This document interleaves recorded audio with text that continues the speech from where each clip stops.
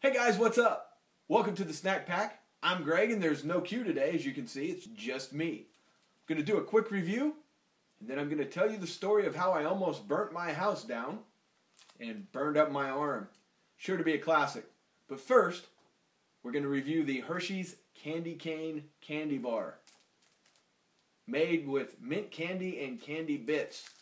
I don't really know that the world was calling out for a candy cane candy bar, especially when you can just get a candy cane. But hey, why not? Looks like this. Boy, it smells good though. It smells really minty, which would make sense. Here we go.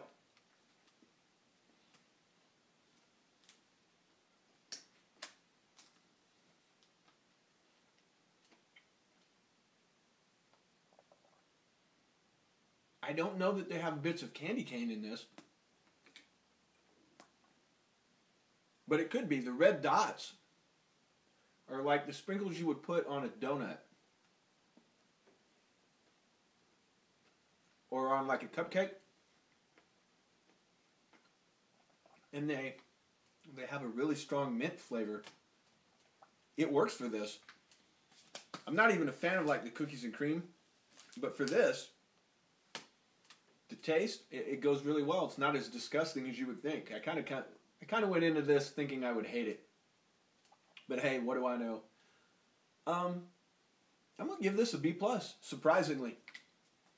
And now, I don't like candy canes. I don't like mint. And I don't really like white chocolate. So for me to give this a B+ is quite the accomplishment. Now on to the story portion of the video. Instead of doing a question of the day, we're going to tell the story of how I almost burned the house down and burnt my arm up. Last week, about 4 a.m., I was in the kitchen cooking turkey bacon. Had my iPod on. I was listening to some podcast. Had my earbuds in. And had my back to the stove. I was cooking the turkey bacon on like 4. Which if you guys know anything, that's like next to nothing. Not high heat, and we have an electric stove. You've probably seen it in a few of the videos. Had my back turned and was at the sink washing dishes or getting dishes ready to put in the dishwasher when I saw a flash in the window in front of me. What it was a fireball reflecting from behind me into the window in front of me. And I heard a loud pop, which turned out to be the light bulb in the vent fan that was like above the stove. So I turned back around, there's a giant fireball there. Apparently, somehow, the Fry Daddy type device that was on the back burner caught fire and turned into a flaming grease pit. Literally in like the 3 or 4, not even 3 or 4, like 1 minute that I had my back turned, the entire stove became engulfed in flames. And it burned up the hood above the stove. So, since it was a grease fire, and I knew it was a grease fire, I knew I couldn't put water on it. So in my genius, I reached in to the fireball, removed the vat of grease that was on the back burner, and I stuck it on the island. The same island you guys see in all the videos. And believe it or not, at least to my mind, I wasn't burned at that moment. My hand was not burned. I don't know how that happened. I put towels on top of the Fry Daddy device, thinking that you're supposed to smother it. You can't put water on a grease fire. If I would have had a fire extinguisher, this would have been done in about 5 seconds, but it wasn't. So I look back over at the stove, and my stove is still engulfed in flames. It's burning, like up into the house. And in the time it takes me to look at that and turn back around and look at the island is now on fire because the fire burned through the towels I put on the grease fire to put it out. So I've got 2 fires. At this point, in my infinite wisdom, I grab a hold of the flaming bucket of grease again. I go about 8 steps to my back door, one of my back doors. We have a back deck. And I open the door and I throw it out the back door, thinking, okay, that problem is solved. Now I can go put these 2 fires out. Well, it being a grease fire, all it really did was now put my back deck on fire. So my back deck is on fire, my stove is on fire, and the island is on fire. At this point, all the smoke alarms in the house started to go off, and the house was full of smoke.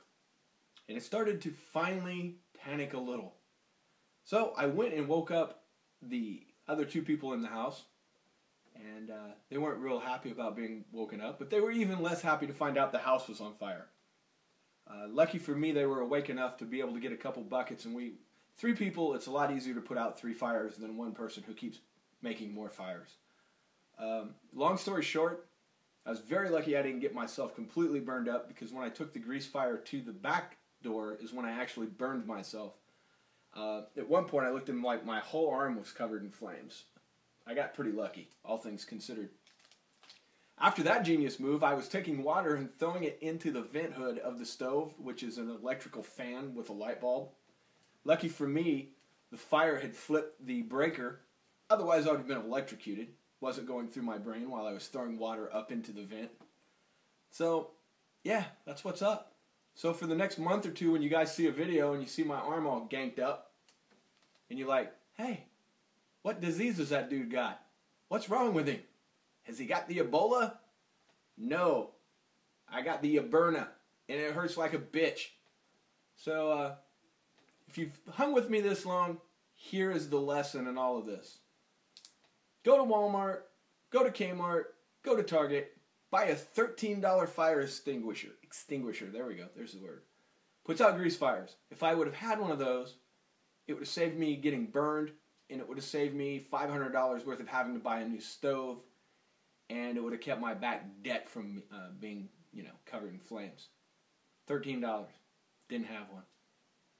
And for all you people out there, because I've told this story to people, and they all ask the same thing. Everybody's Einstein when they're not on fire. Why didn't you use baking soda? Well, 2 things. Yes, I was aware. Like I said, I knew it was a grease fire. First things first, I didn't really have time to sit and reflect upon where the baking soda might be at that very moment, as my house was burning down. And secondly, the fireball was about this big, and my box of baking soda was about this big. If I would have thrown that box of baking soda in there, the fire would have just shoved it up my ass and told me to go get a bigger box. So that's why I didn't use baking soda. But hey, any other questions or concerns, feel free to ask. It's an interesting story. Please practice fire safety. And I learned also from this that the people in this home were completely unprepared for a fire. 2 fire alarms going off, house full of smoke, and I still had to wake them up to get them to help me put out a fire. Nobody was like, hey, what's up with all this smoke and these fire alarms? Nobody really thought twice about it. So there's my story. Thanks for watching. Sorry about the arm. It will get better. I'll talk to you guys later.